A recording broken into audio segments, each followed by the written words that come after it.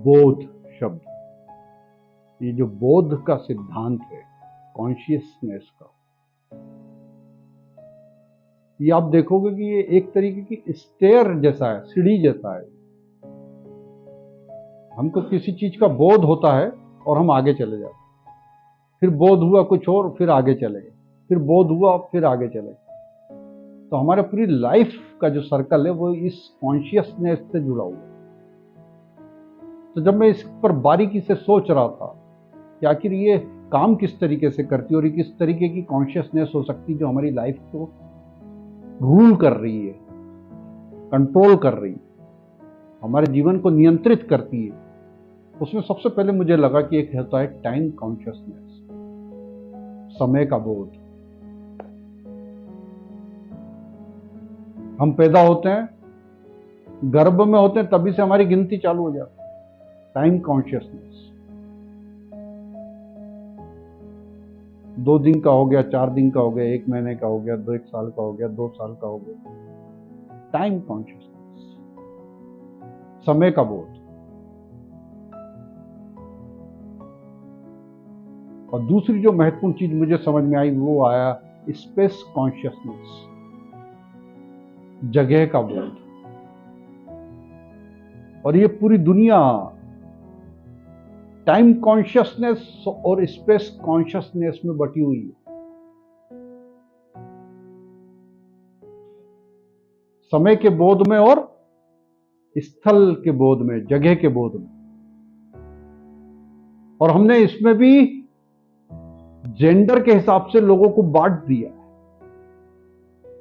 जो महिला है उसको हम कहते हैं वो स्पेस कॉन्शियसनेस में जीती, और व्यक्ति को हमने छूट दे दी है कि वो टाइम कॉन्शियसनेस के साथ जिए। तो स्त्री को बोल दिया गया कि तुम अपनी जगह, अपने घर को संभालो, तो वो घर की रानी हो गई और उस स्पेस के कॉन्शियसनेस के साथ वो अपने जीवन को बिताती है। और व्यक्ति घर के बाहर का राजा हो गया, उसको मंगल पे जाना है, उसको चांद पर जाना है, उसको उन अछूते अनजाने रहस्यों को अनावृत करना है, उद्घाटित करना है, खोलना है जो ढके हुए हैं। उसको टाइम कॉन्शियसनेस में भेज दिया गया कि तुम जाओ, घूमो। इसलिए आपने देखा होगा कि जब रॉकेट ऊपर की तरफ जाता है तो वो उल्टी गिनती चालू थी, माइक्रो सेकंड की गिनती। यदि वो गलत हो जाए तो अनुशासन भंग हो जाता, फिर रॉकेट ऊपर नहीं उड़ता। गिनती गलत हो जाए तो फिर रॉकेट को छोड़ा नहीं जाता। उसका एक अनुशासन है, लेकिन जो घर की रानी है उसका अनुशासन नहीं, उसको टाइम का पता ही नहीं चल रहा है। वो तो सूरज के हिसाब से चलती है, सुबह उठती है और सूरज ढल गया, रात हो गई। उसके पास मिनी और माइक्रो सेकंड का हिसाब नहीं है। वो हिसाब किताब किसके पास है? वो आदमी के पास है। इसलिए वो आक्रांता है, आक्रमण पर है, वो उसकी प्रवृत्ति का हिस्सा बन जाता है। लेकिन ऊपर वाला भी देख रहा है कि ये लोगों ने बंटवारा कर लिया अपना, और धीरे धीरे इनमें अब झगड़े खत्म होते चले जा रहे हैं। उन्होंने कहा तू घर संभाल, मैं दुनिया संभालता हूं। उसने कहा ऐसे में तो मेरे सारे उद्देश्य खत्म हो जाएंगे।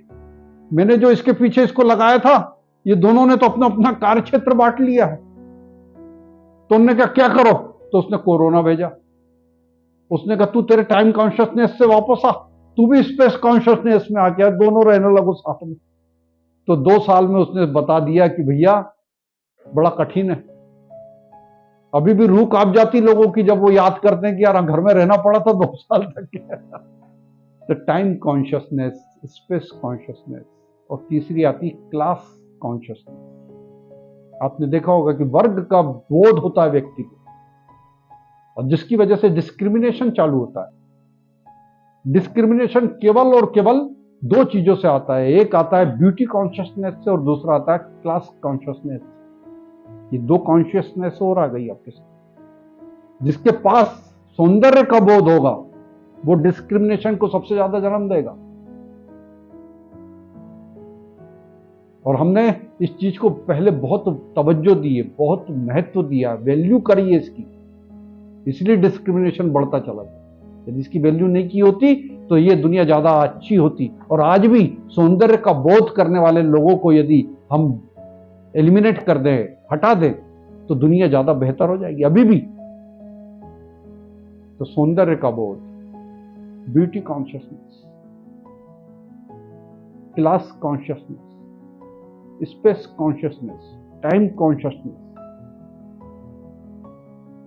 और एक आता है लव कॉन्शियसनेस, प्रेम का बोध।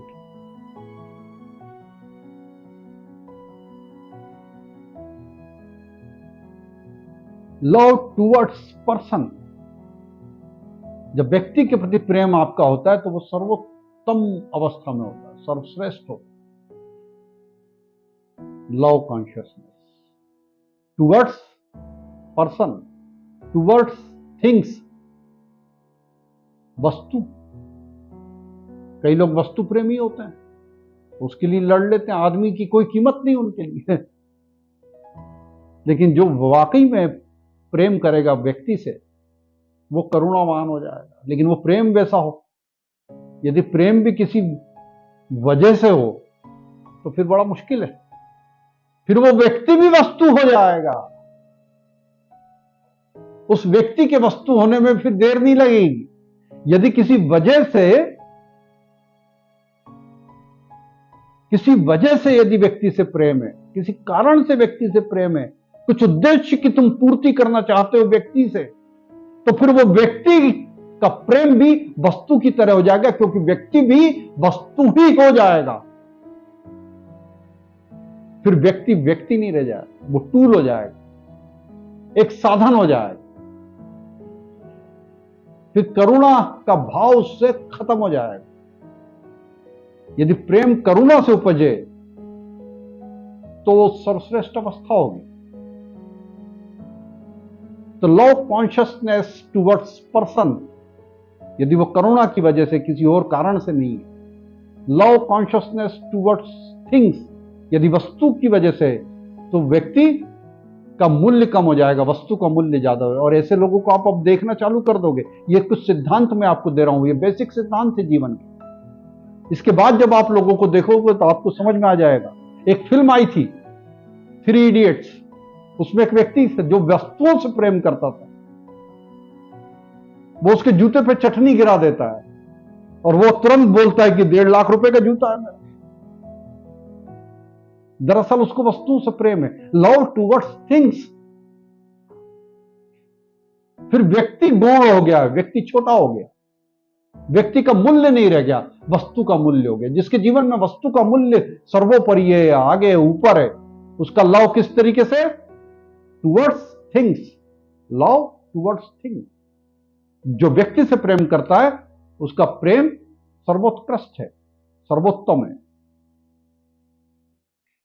और उससे भी ज्यादा जब व्यक्ति ऊपर उठता है, व्यक्ति के प्रेम से भी ऊपर उठ जाता है, उसको भी इंक्लूड कर लेता है और एग्जिस्टेंस के प्रति, अस्तित्व के प्रति करुणावान हो जाता है। इस अस्तित्व के प्रति, इसके प्रति प्रेम करने लगता है, इस प्रकृति के प्रति प्रेम से भर जाता है। आपने देखा होगा कि जब आप किसी को कुछ देने की प्रवृत्ति में आते हो, ये ट्रैफिक सिग्नल पे आता है एक व्यक्ति और आपके पास आके और कुछ मांगने लगता है, एक हाथ नहीं है उसका, एक हाथ है, एक पांव नहीं है, और आप कुछ देते हो उसको और लोग कहते हैं कि क्यों भिखारी को भिखारी बना रहे हो, इसको कुछ काम क्यों नहीं करने देते। लेकिन जब आप देने की तब प्रवृत्त होते हो, तब आपके अंदर जो सबसे बड़ा भाव पैदा होता है, आज के बाद आप देखेंगे, वो है प्रकृति का भाव, नेचर का भाव पैदा होता है। उस समय आप व्यक्ति खत्म हो जाते हो, आप नेचर की तरह हो जाते हो। क्यों? क्योंकि नेचर भी जब देता है तो बिना कारण के देता है। मतलब आपके मन में आज देने का भाव आ गया और पता भी ना चले और दे भी दिया आपने। प्रकृति का भाव यही है। आम आपको मिलते हैं, प्रकृति दे रही है। मैं वो कह रहा था, आप समझ गया, मैं दे रही है वो। आप पत्थर मारोगे, इमली खाओगे, बेर खाओगे, आम खाओगे, प्रकृति दे रही है। वो जो देने का भाव आपके अंदर आता है, उस समय वो आप प्रकृति की, तो लव टूवर्ड्स एग्जिस्टेंस, अस्तित्व की तरह जब आप हो जाओगे, ये व्यक्ति से ऊपर हो गए। अब आप व्यक्तियों से भी प्रेम कर रहे हो, उनको भी उठा रहे हो, खुद भी ऊपर की तरफ जा रहे हो, तब आप लव टूवर्ड्स एग्जिस्टेंस, अस्तित्व के प्रेम से बंध जाते हो, उसको जीने लगते हो। लास्ट में आता love your self, romance your self. जब लव कॉन्शियसनेस जो है, प्रेम का बोध जब इन 4 अवस्थाओं में आ जाता है, कि वो लव कॉन्शियसनेस आपके स्वयं के प्रति, किसी व्यक्ति के प्रति, इस अस्तित्व के प्रति और वस्तुओं के प्रति, तो इसमें आपको ये देखना पड़ेगा कि आप आखिर व्यक्ति किस तरीके के। आप खुद का ऑब्जर्वेशन करना शुरू करो तो आपको पता चलना चालू हो जाए। और जितना ज्यादा सुविधागामी व्यक्ति होगा, सुविधा भोगी व्यक्ति होगा, वो वस्तुओं के प्रेम में लिप्त होता चला जाएगा, उसके बंधन में बंधता चला जाएगा, उसके द्वारा नियंत्रित होता चला जाएगा। और कभी कभी अच्छा व्यक्ति भी ऐसा हो जाता है, सुविधाएं आप देते जाओ, व्यक्ति वैसा होना शुरू हो जाएगा। आसक्त जिसको कहते हैं, एक आसक्ति का भाव है।